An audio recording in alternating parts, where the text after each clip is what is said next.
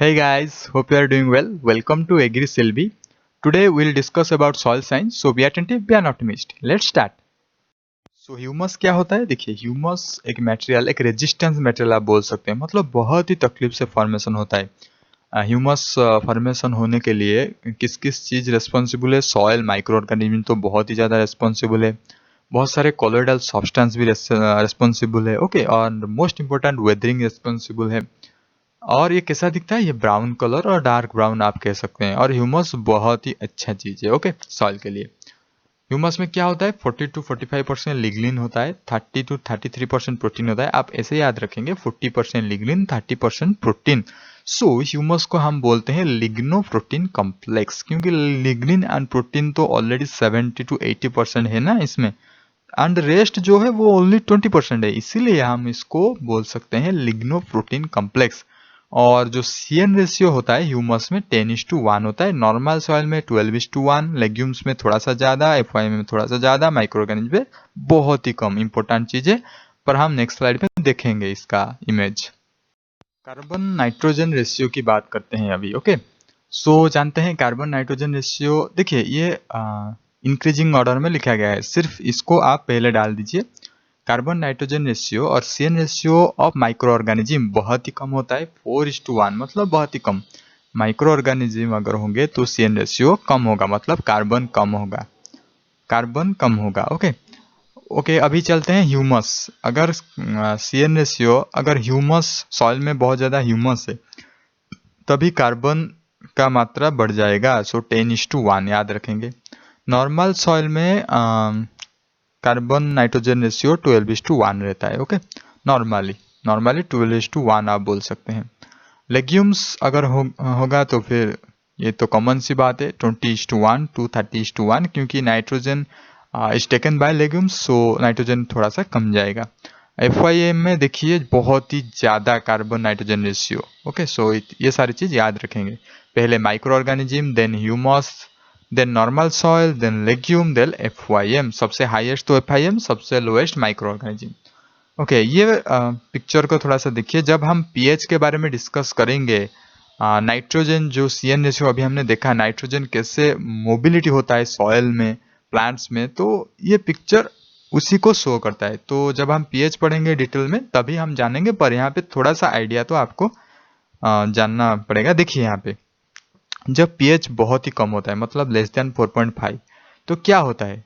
तभी आपको जो आयरन एंड एल्यूमिनियम कंपाउंड है ना, वो H+ के साथ बाइंड हो जाता है। और जो Fe iron and aluminium 3+, Fe3+ and aluminium 3+ means iron and aluminium ions free हो जाता है। इसीलिए एसिडिक सॉइल में आपको ज़्यादा आयरन एंड एल्यूमिनियम आयन मिलेगा। Okay, so this is important, iron aluminium ions available in acidic soil.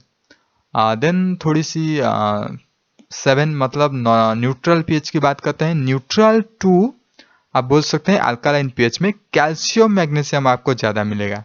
Calcium ion and magnesium ions are available in neutral to alkaline soil, but iron and aluminum ions are available in acidic soil। ये तो कुछ basis हो गया। और negative ion की बात करते हैं, ये तो सारे पॉजिटिव आयन्स।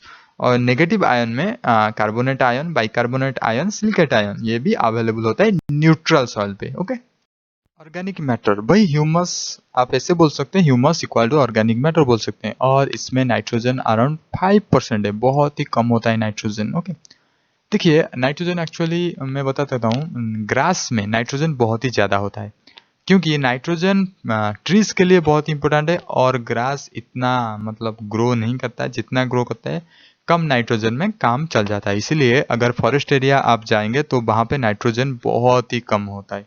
पर वैसे भी रिसाइकल भी ज़्यादा होता है, क्योंकि नेचर ने सब कुछ बना के रखा है। फॉरेस्ट में ज़्यादा लीफ पड़ता है, तो ज़्यादा लिटर डिकम्पोज होता है, तो नाइट्रोजन ज़्यादा फॉर्मेशन होता है। सो नाइट्रोजन साइकिल वहाँ पे एक्टिव है।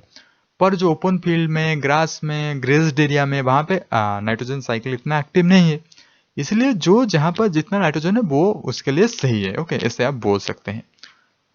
एंड अभी जो एग्रीकल्चर फील्ड में बहुत सारे क्या होता है, एग्रीकल्चर फील्ड में आप नाइट्रोजन बहुत ज़्यादा फर्टिलाइजर देते हैं, ऑब्वियसली क्योंकि नाइट्रोजन ईयर टू ईयर कम होता रहता है, इसीलिए आपको ज़्यादा नाइट्रोजन यूरिया देना पड़ता है ना।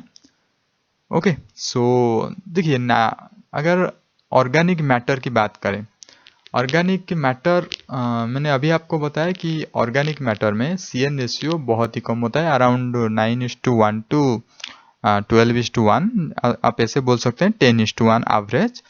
और कार्बन कितना होता है, कार्बन 50 to 58% होता है। सो अगर आप इसे कैलकुलेट करेंगे तो एक फैक्टर आएगा 1.724, याद रखेंगे, इंपॉर्टेंट फैक्टर है, इसे वेमेंस फैक्टर भी बोलते हैं। तो अगर ऑर्गेनिक कार्बन की वैल्यू आपको जानना है तो ऑर्गेनिक मैटर जितना है डिवाइडेड बाय 1.724 आप कर सकते हैं, और ऑर्गेनिक कार्बन में अगर आप 1.724 मल्टीप्लाई कर देंगे तो ऑर्गेनिक मैटर आ जाएगा, याद रखेंगे। ओके, देन सॉइल बफरिंग, देखिए बफर वर्ड से आप देखिए हमारा जो ब्लड है ना, ये एक बफर की तरह काम करता है, क्योंकि हमारे ब्लड में कभी एसिडिक फूड बहुत ही तरह के होता है, एसिडिक फ्रूट होता है, बेसिक फ्रूट्स होता है। सो एक्चुअली बेसिक फ्रूट्स हमारे लिए अच्छा है।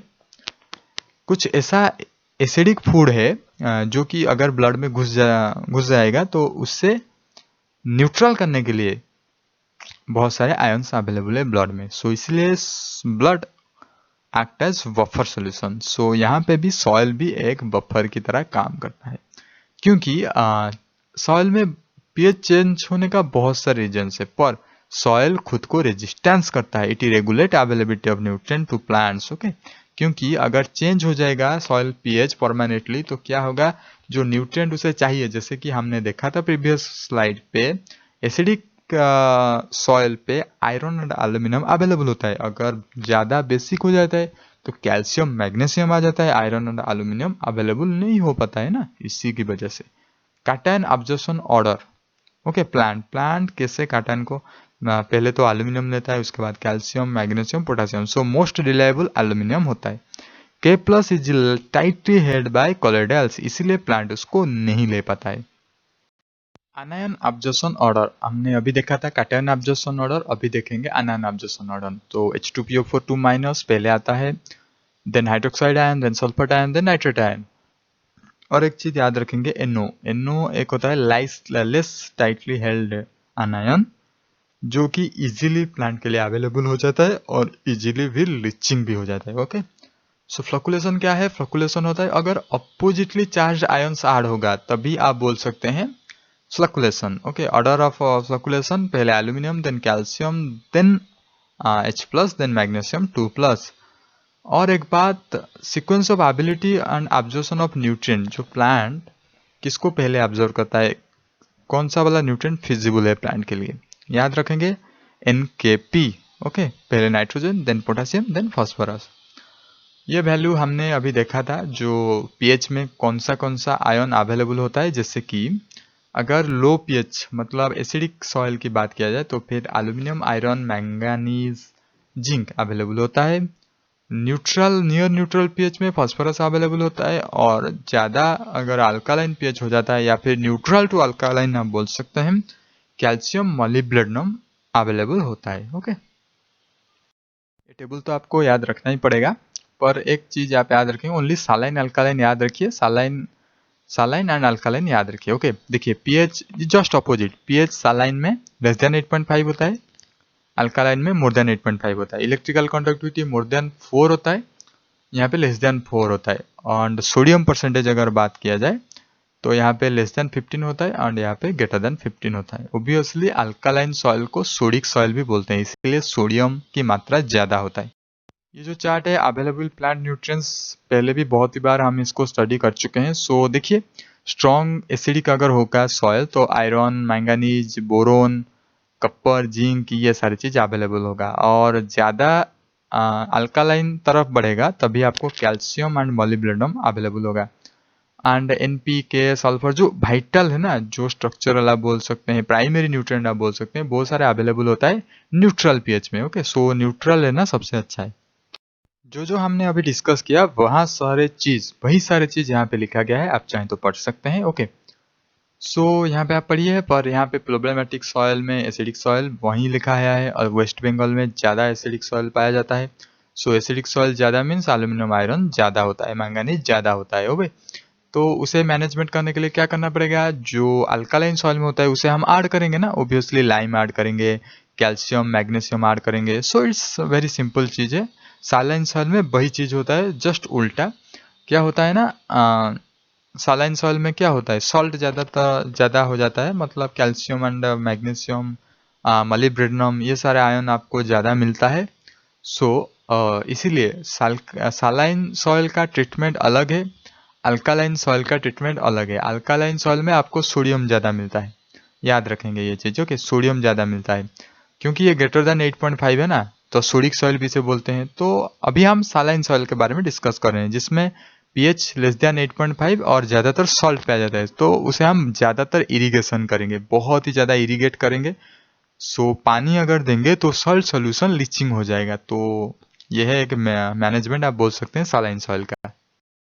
जो मैंने अभी आपको बताया वही सारी चीज़ यहाँ पे लिखा गया है। लीचिंग ज़्यादा करना है, गुड इरिगेशन देना है सैलाइन सॉइल के लिए। पर अल्कालाइन सॉइल के लिए ये ट्रीटमेंट काम नहीं करेगा, क्योंकि अल्कालाइन सॉइल में सोडियम बहुत ज़्यादा हो जाता है ना। तो सोडियम को रिमूव करने के लिए आपको जिप्सम डालना पड़ेगा। जिप्सम अगर डालेंगे तो ये सोडियम के साथ बाउंड कर जाएगा और सोडियम इतना अवेलेबल नहीं रहेगा। तो अल्कालाइन सॉइल को अगर आप रिक्लामेशन करना चाहते हैं तो जिप्सम का यूज करेंगे, आयरन पायराइड्स का यूज करेंगे, ग्रीन मैन्योर का यूज करेंगे। ओके, और नहीं हुआ तो सॉल्ट टॉलरेंट क्रॉप आप लगा सकते हैं, जैसे डेट पाम हो गया, बहुत सारे ऐसे सॉल्ट टॉलरेंट क्रॉप अवेलेबल है। ओके, अल्कालाइन सॉइल में जिप्सम याद रखेंगे एंड सैलाइन सॉइल में इरिगेशन याद रखेंगे, इरिगेशन। ओके, जैसे कि मैंने बताया सैलाइन एंड सोडिक सॉइल में अगर pH ज़्यादा हो जाता है तो ये हाई टॉलरेंट क्रॉप आप प्लांट करेंगे, क्योंकि ये सैलाइन और सोडिक सॉइल को टॉलरेंट कर सकेगा। ओके, जैसे कि डेट पाम, फालसा मैंने बोला। फील्ड क्रॉप में बार्ली, धनीचा, सुगार बीट, टबाको, कटन, मस्टर्ड, ये सारे आते हैं। ओके, ये क्रॉप कभी भी प्लांट नहीं करना है, क्योंकि ये सेंसिटिव क्रॉप है, ये सैलाइन और अल्कालाइन में नहीं होगा।